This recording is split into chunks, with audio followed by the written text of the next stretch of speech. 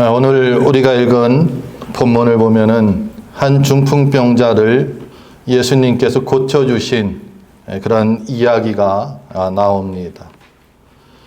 저는 오늘 이 사건을 중심으로 우리가 어떻게 하나님 앞에 나아갈까, 우리 예수님 앞에 우리가 나아갈 때 어떤 자세로 나아가야 하나 하는 제목으로 같이 은혜를 나누고자 합니다.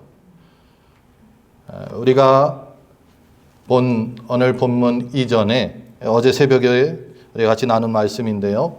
마가복음 1장 40절에 보면은 나병 환자를 고치신 예수님에 대해서 이야기하고 있습니다. 이 나병이라는 것은 문둥병이라고도 하는데 불치의 병입니다. 전염병입니다.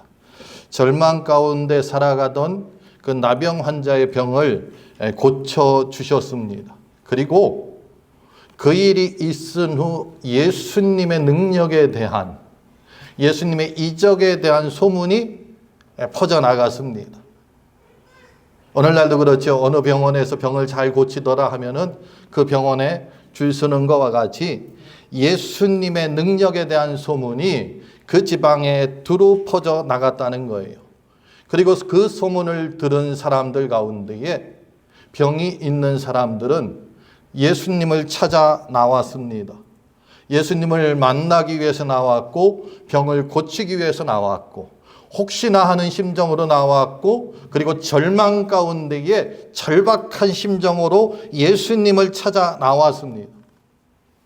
예수님께서는 이 땅에 오신 목적이 천국 복음, 하나님의 말씀을 전하고, 그러면서 그 능력을 행할 때에 이제 사람들의 병도 고쳐주는 일이 이게 부업이었어요, 말하자면. 근데 사람들은 그렇게 생각한 것이 아닙니다. 자신에게 가장 필요한 것은 하나님 나라가 아니었던 거예요. 지금 당장 내 병이 고쳐지는 거였습니다. 그래서 주님은 하나님이 주신 사명을 감당해야 되는데 병 고치는 일로 모든 시간을 다 보낼 수밖에 없는 상황에 빠졌지요. 그래서 주님은 한적한 곳으로 나가셨다. 성경은 그렇게 말씀하고 있습니다. 그런데 그곳에서도 많은 사람들이 찾아와서 예수님은 그들의 병과 또 그들 안에 있는 귀신을 내어쫓은 그런 이적들을 많이 행하셨습니다. 이러한 일들이 있은 후 오늘 본문에 보니까 한 마을로 들어가셨는데 가버나움이라는 곳으로 들어가셨습니다. 어느 집인가 오늘 설명하고 있지는 않지만 어느 집에 들어갔는데 역시 많은 사람들이 몰려들었던 것입니다. 이미 예수님에 대한 소문은 이제 유대 갈릴리 각처에 퍼져 있었습니다. 그래서 예수님이 나타났다 하면은 많은 사람들이 찾아 나왔다는 거예요. 1절, 2절 말씀 우리 한번 같이 읽겠습니다. 함께 읽습니다. 수일 후에 예수께서 다시 가버나움에 들어가시니 집에 계시다는 소문이 들린지라 많은 사람이 모여서 문 앞까지도 들어설 자리가 없게 되었는데 예수께서 그들에게 도를 말씀하시더니 아멘. 여기 보니까 사람들이 얼마나 많이 모였는지 움직이기 어려울 정도였어요. 예수님이 계신 집 안에는 물론이고 문 밖에까지, 문 앞까지 많은 사람들이 몰려들었습니다. 그래도 주님께서는 해야 할 일을 하시고 계셨죠. 지금 도를 가르치셨다. 다시 말해서 하늘나라, 하나님 나라에 대해서 말씀하고 있는 것입니다. 그런데 갑자기 예수님이 전하시던 그 집에 지붕이 뚫리는 사건이 일어나는 겁니다. 그리고 무슨 일인가 하고 지붕을 보았는데 거기에 매트에 누인 한 사람이 내려오고 있었던 것입니다. 오늘 지금 예수님께서는 평상시와 같이 하나님의 말씀을 전하고 그 말씀을 통해서 천국 복음이 확산되는 걸 원하고 있었습니다. 그런데 그때에 지금 갈급한 어떤 한 사람을 위하여서 4명의 친구가 그 사람을 예수님 앞에 내려놓고 있는 것입니다. 오늘날 현대의 집을 생각하는 우리들은 어떻게 지붕을 뚫을까? 상상이 가지 않을 수도 있습니다. 그러나 당시에 그 가옥의 구조를 이야기해 보면은 조금 우리는 쉽게 이해할 수가 있습니다.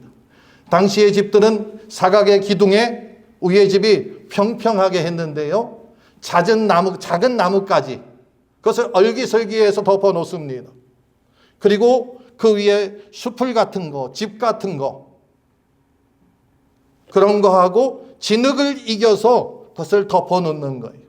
그래서 뜯기도 쉽고 다시 보수하기도 쉬운 그러한 구조를 가졌습니다. 이때에 4명의 친구가 그 지붕에 구멍을 뚫어서 지금 중풍병에 걸린 자신들의 친구를 예수님 앞에 내려놓고 있는 그러한 상황이었습니다. 오랫동안 고생한 그 친구를 위하여서 이 4명의 친구는 포기하지 않았던 것입니다. 매트에 누인 채로 들고서 예수님 앞에 왔는데 나아갈 수가 없는 거예요. 안에 들어가는 건 고사하고 문 앞까지 너무나 많은 사람들이 있어서 그것을 비집고 들어갈 그런 틈이 조금도 없었습니다. 그런 상황에서 이 4 친구는 포기하지 아니하고 무례를 무릅쓰고 지붕으로 올라가서 지붕을 뚫어서 예수님 앞에 자신의 친구를 내려놓았다는 거예요. 그런데 이때 예수님의 반응이 어떠한 반응을 하고 있습니까? 이 4사람 친구들 그리고 중풍병자까지 그들을 책망하고 있나요? 아니면 그들을 향하여서 분노하고 있나요? 내가 지금 하나님 나라의 복음을 전하는데 방해하였다 분노하고 있습니까? 그러지 않으면 너희가 무슨 권리로 이 집을 뚫고 이 집을 부수고 이 집을 망가뜨리냐 따지고 있습니까? 오늘 주님은 전혀 그러지 않았다는 거예요. 주님의 반응이 오늘 말씀에 나와 있습니다. 5절 말씀 우리 함께 읽습니다. 예수께서 그들의 믿음을 보시고 중풍병자에게 이르시되 작은 자야 내 죄 사함을 받았느니라. 아멘. 지금 예수님은 뭐라고 말씀하고 있습니까? 작은 자야 내 죄 사함을 받았다. 죄를 사하여 주시겠다는 것입니다. 지금 4사람의 친구는 그의 병의 문제를 가지고 나왔는데 예수님께서는 이 중풍병자를 보시고 그의 병을 고치기 전에 해결해야 될 문제가 있다는 거예요. 그 문제는 무엇이냐? 죄의 문제입니다. 죄의 문제를 먼저 해결해야 됩니다. 때로는 우리의 육신의 질고로 인하여서 우리가 고통당하고 있을 때가 있습니다. 그래서 우리는 하나님 앞에 기도하기를 하나님 나의 병을 고쳐주십시오. 내가 지금 고통 가운데 있습니다. 아픕니다. 힘듭니다. 어렵습니다. 고쳐주세요 할 때가 많이 있는데 물론 필요합니다. 그런데 그 이전에 나의 영혼이 병들었는지 그렇지 않은지 그걸 먼저 살펴보아야 된다는 것입니다. 성경에서도 내 영혼이 잘된 같이 내가 범사에 잘되고 강건하기를 원한다 말씀하셨는데 순서가 있다는 것입니다. 우리의 영혼이 먼저라는 거예요. 영혼이 해결돼야 합니다. 그리고 나서 그 다음에 우리의 병의 문제를 살펴도 늦지 않는다는 거예요. 왜냐하면 우리는 이 땅의 삶으로 그치는 것이 아닙니다. 이 땅의 삶이 마친 후 우리는 이제 뇌세가 있는데 우리의 영혼이 병들었으면 하나님 앞에 갈 수 없다는 거예요. 우리의 영혼이 구원받지 못하면 우리는 천국에 들어갈 수 없습니다. 그렇기 때문에 우리의 영혼을 먼저 해결해야 한다는 것입니다. 예수님께서는 이 중풍병자의 영혼을 해결해 준 다음에 병을 치료해 주셨습니다. 그러면서 내 상을 가지고 집으로 돌아가라.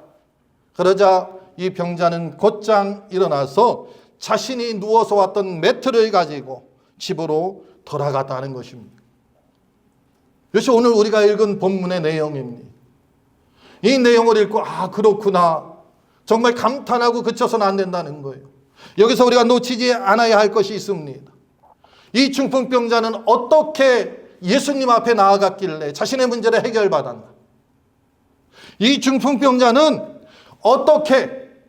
어떠한 자세로 하나님 앞에 나아갔길래 자신의 병을 고침받았나?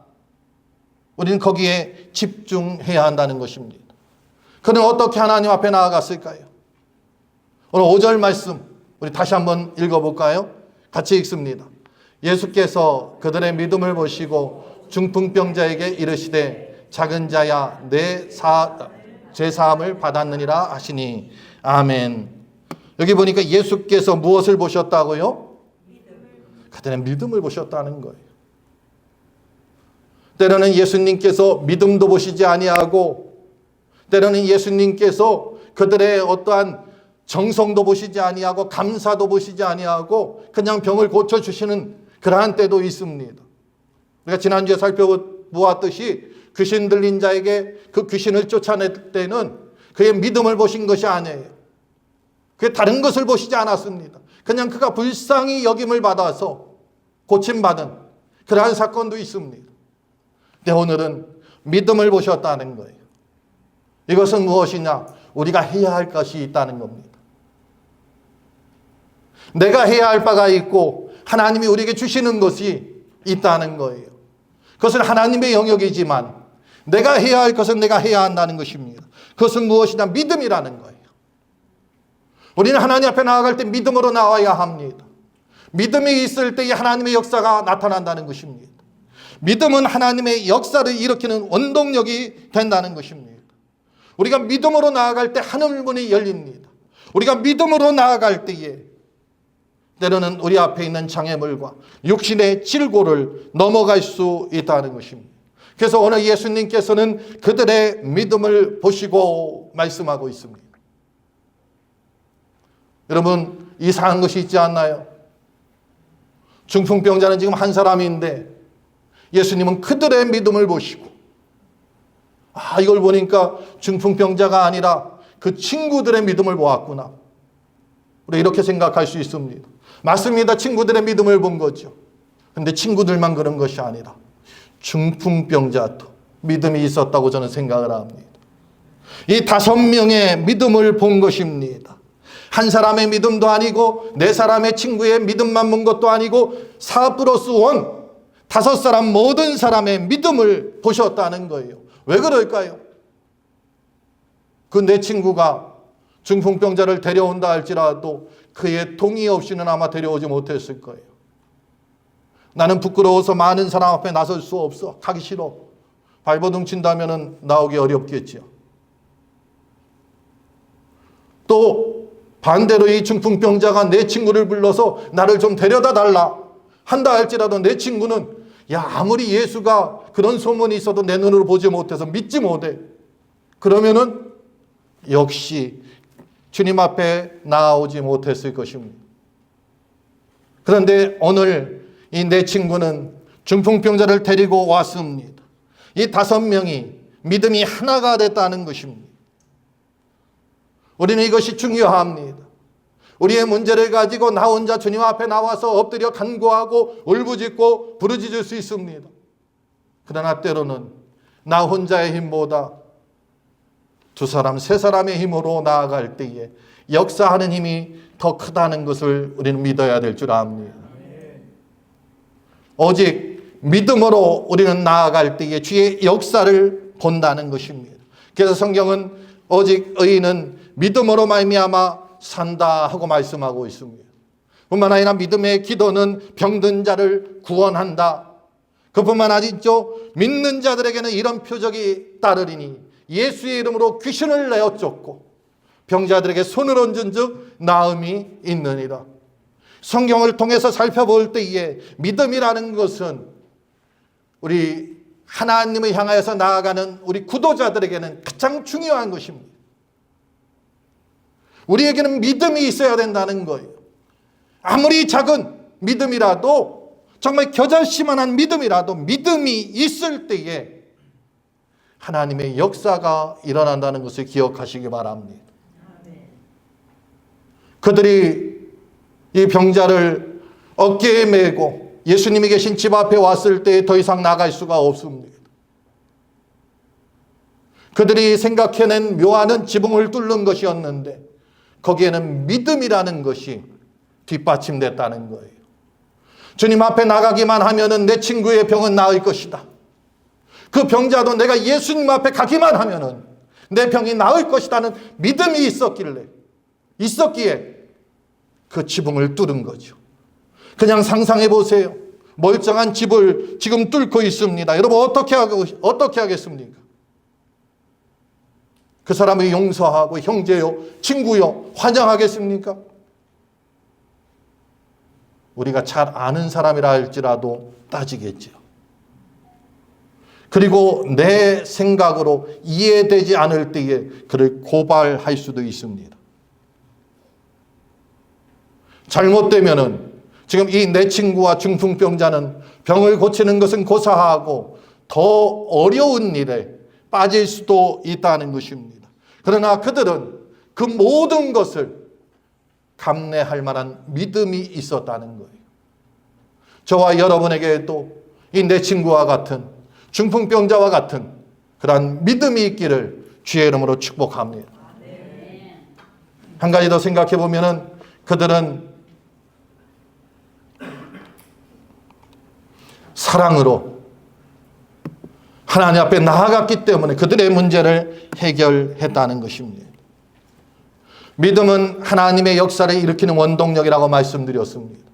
그런데 믿음만 그런 것이 아니라 사랑도 하나님의 역사를 일으킨다는 사실을 기억해야 될 줄 믿습니다.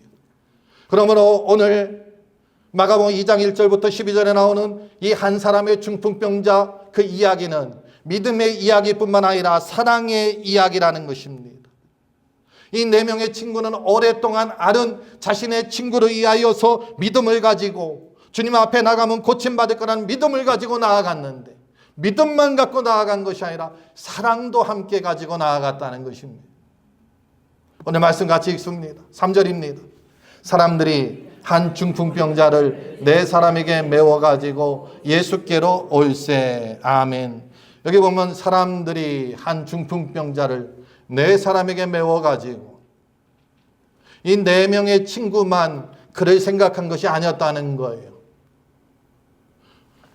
이 중풍병자가 살고 있는 그 동네 사람들은 그를 항상 안타깝게 생각했습니다. 긍휼히 여겼습니다. 불쌍히 여겼습니다.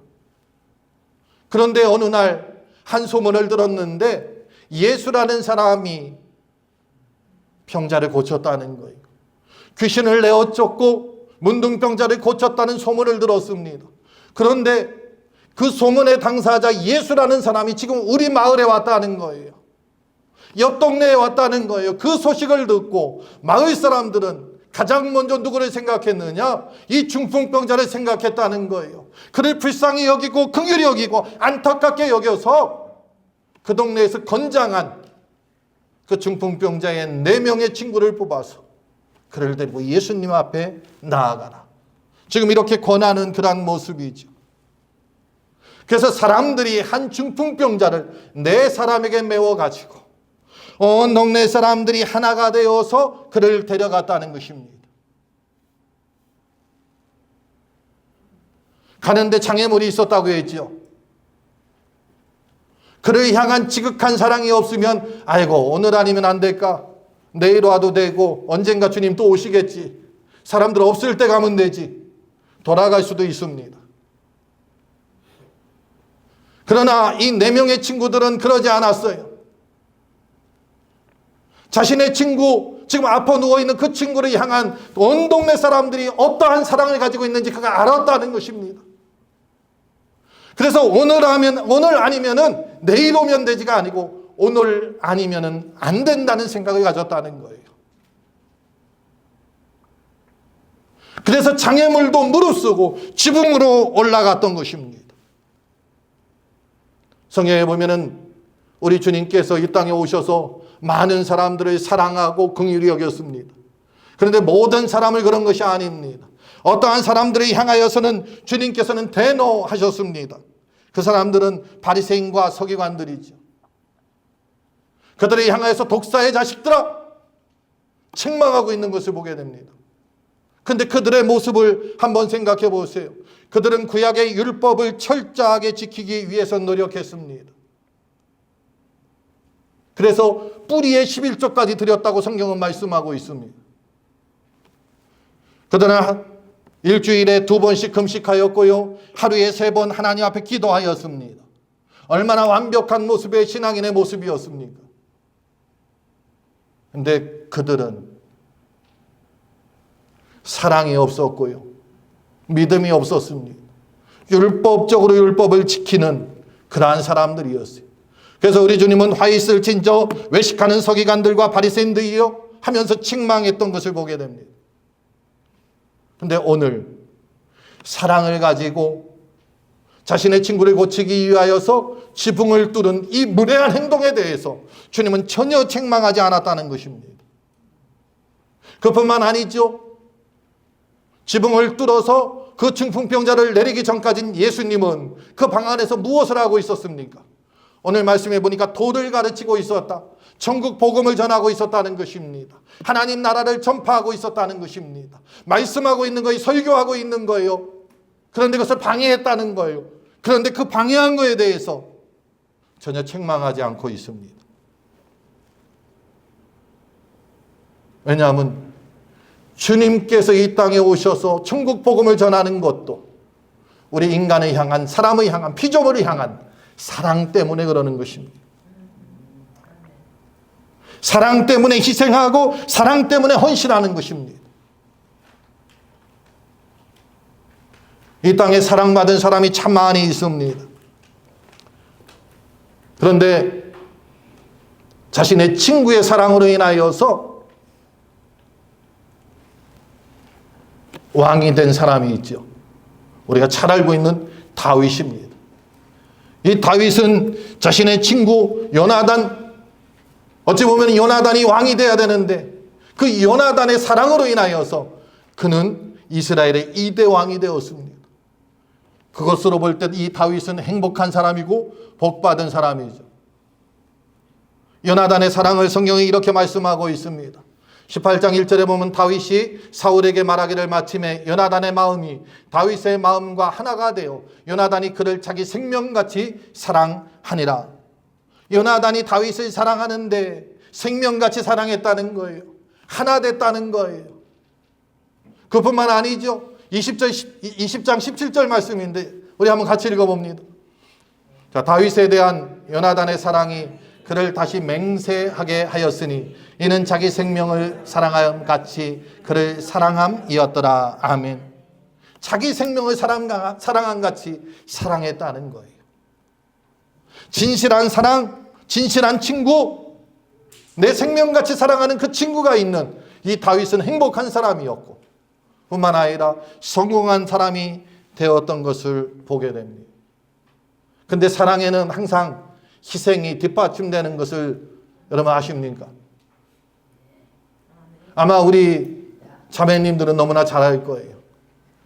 우리 자녀를 낳고 보면은 이 자녀가 시도 때도 없이 울어대죠.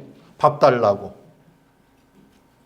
남편의 옆에서 자고 있는데 사랑이 더 많은 우리 아내들은 그 아이들의 울음소리로 왜 우는지 알죠. 밥 달라고 우는지, 아파서 우는지. 밥 달라고 울면은 주무시다가 2시간마다 깨어서 아이에게 젖을 먹이기도 합니다. 사랑에는 희생이 따릅니다. 요나단의 사랑은 어떤 희생이 따랐습니까? 자신이 왕이 되는 걸 포기한 거예요.